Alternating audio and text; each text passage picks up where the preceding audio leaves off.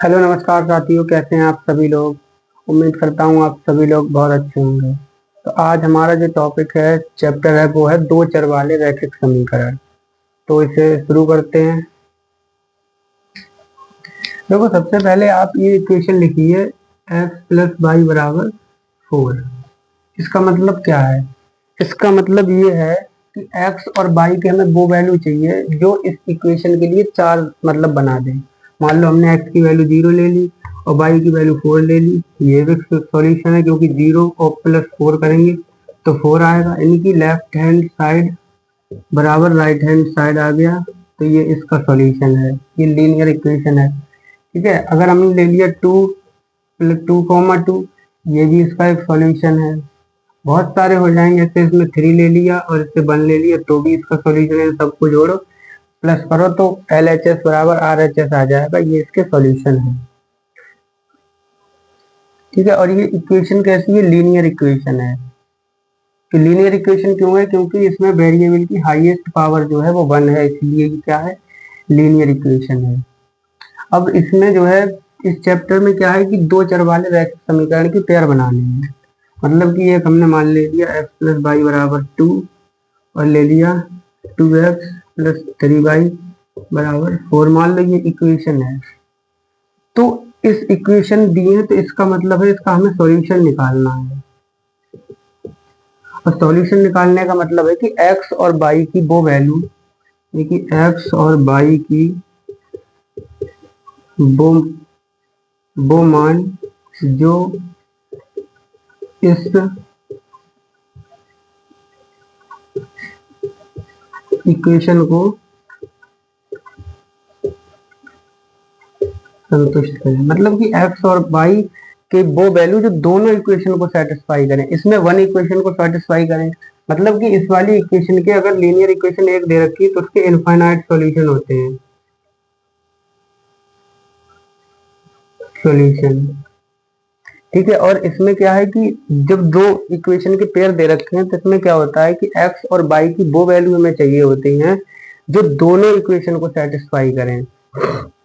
ठीक है, इस तरह से। अब इसकी जनरल फॉर्म देखो आप।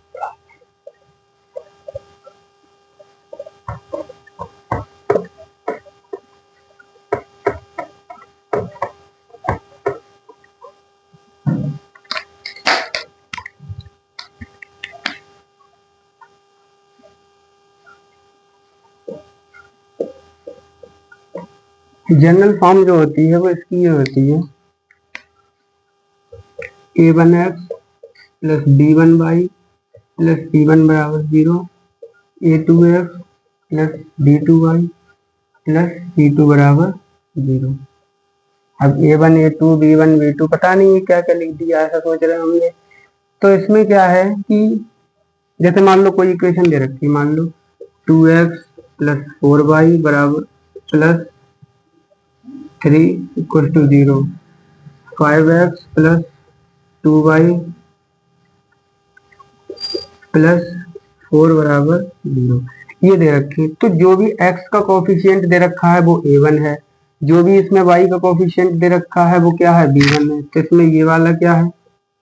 a1 है, ये क्या है? b1 है, और ये क्या है? c1 है। इस पे आप कंपैरिजन करके निकालेंगे। मतलब कि x का जो कोफिशिएंट है वो a1 होगा इसमें, और इसमें y का कोफिशिएंट जो है वो b1 होगा। इस तरीके से हम निकालते हैं। ठीक है, मान लो इसमें a1 a2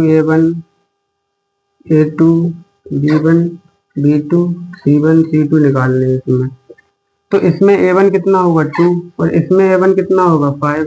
इसमें a1 कितना, b1 कितना होगा? 4, और इसमें भी b2 कितना होगा? 2, और इसमें c1 होगा 3, और इसमें c2 होगा 4। इस तरीके से हमने ये वैल्यू निकाल ली।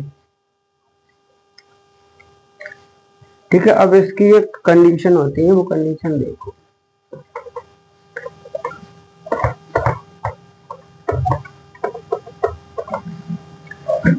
तो ये जनरल फॉर्म की कितनी होंगी? 3 कंडीशन होंगी। एक होगी a1 अपॉन a2 बराबर b1 अपॉन b2, ये इक्वल अगर नहीं है। दूसरी कंडीशन क्या होगी?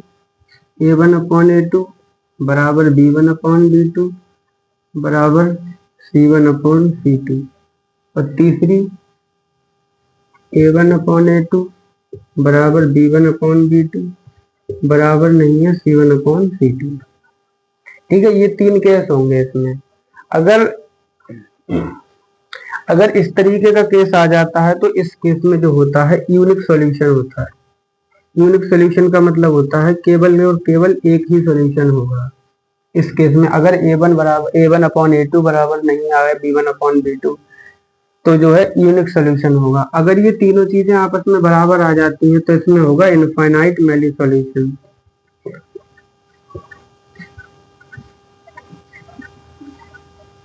मतलब कि बहुत सारे सॉल्यूशन होंगे अगर तीनों बराबर आ जाएं तो। और इस केस में जो है अगर A1/A2 के बराबर है B1/B2 के और C1/C2 के अगर बराबर नहीं है तो इसमें क्या होगा, नो सॉल्यूशन, कोई भी सॉल्यूशन नहीं होगा अगर इस तरीके का केस बनता है तो। ठीक है, अगर यूनिक सॉल्यूशन है तो इस केस में जो लाइन होंगी वो क्या करेंगे, इंटरसेक्ट करेंगे इस तरीके से।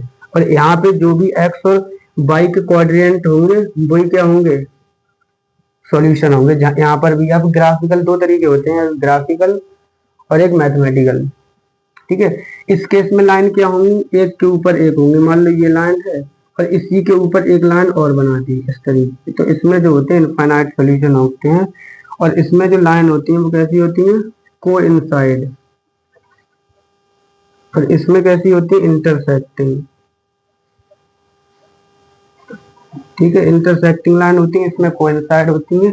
और नो सॉल्यूशन वाले में पैरेलल होती है। ये लाइंस जो होती है वो कैसी होती है, पैरेलल लाइंस होती है।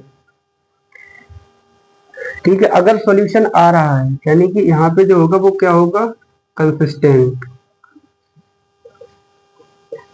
सिस्टम ऑफ इक्वेशन या पेयर ऑफ इक्वेशन क्या होगा, कंसिस्टेंट होगा। यहाँ पर भी कंसिस्टेंट होगा। लेकिन अगर सॉल्यूशन नहीं आ रहा है तो इनकंसिस्टेंट।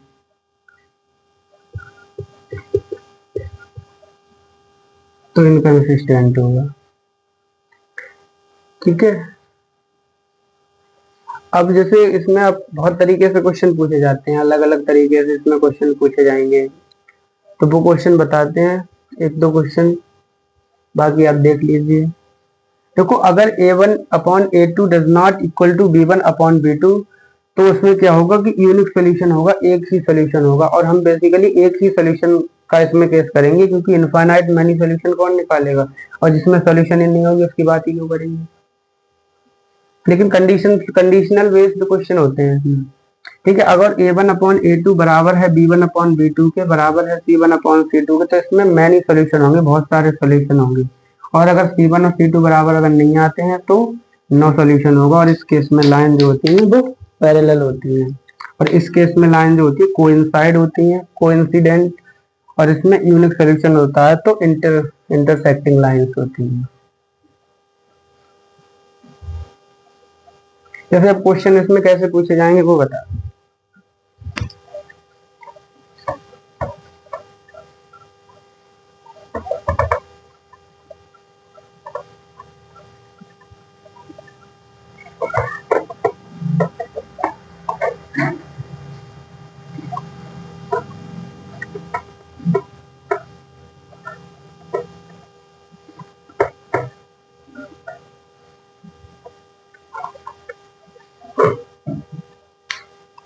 जैसे आपके लिए दे दिया जाएगा, ये मान लो ये question they the,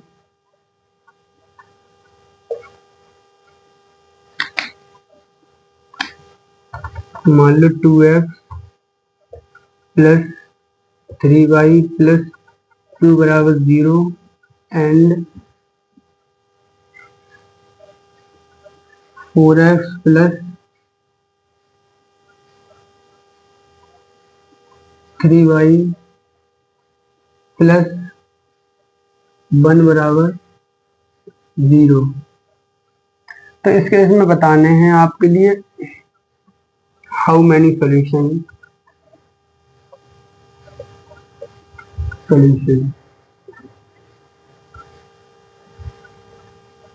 then how many solution.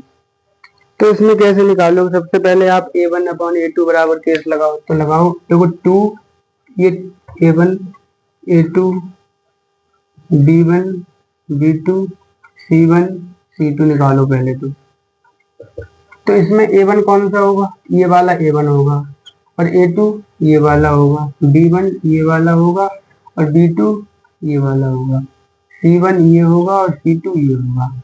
अब केस लगाओ A1 अपॉन A2 बराबर B1 अपॉन B2 बराबर नहीं, यानी कि 2/4 करा और 3 अपॉन, यहाँ पे ये 6 है ना, 6 नहीं ये 3, ठीक है, तो 3/3। अब इसमें हमने देखा तो इसमें 1/2 इक्वल टू 1, क्या ये आपस में बराबर है, तो ये बराबर नहीं है। इसका मतलब A1 अपॉन A2 बराबर B1 अपॉन B2 नहीं आया, तो इसका मतलब है कि इस केस में जो होगा वो यूनिक सोल्यूशन होगा। इस तरह से क्वेश्चन पूछे जाएंगे, यूनिक सोल्यूशन, ठीक है। और इसमें बहुत सारे क्वेश्चन और भी बन सकते हैं, जैसे यहाँ पे अगर थोड़ा चेंज कर दिया जाए,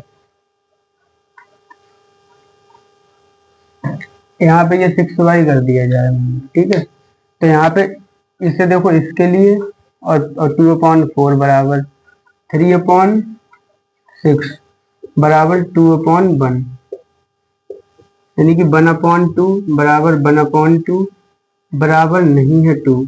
इसका मतलब ये कैसा आ गया, A1 अपॉन A2 बराबर B1 अपॉन B2 बराबर नहीं है C1 अपॉन C2। तो इस केस में को क्या होता है, नो सोल्यूशन होता है, यानी कि कोई भी सोल्यूशन नहीं होगा इस केस में।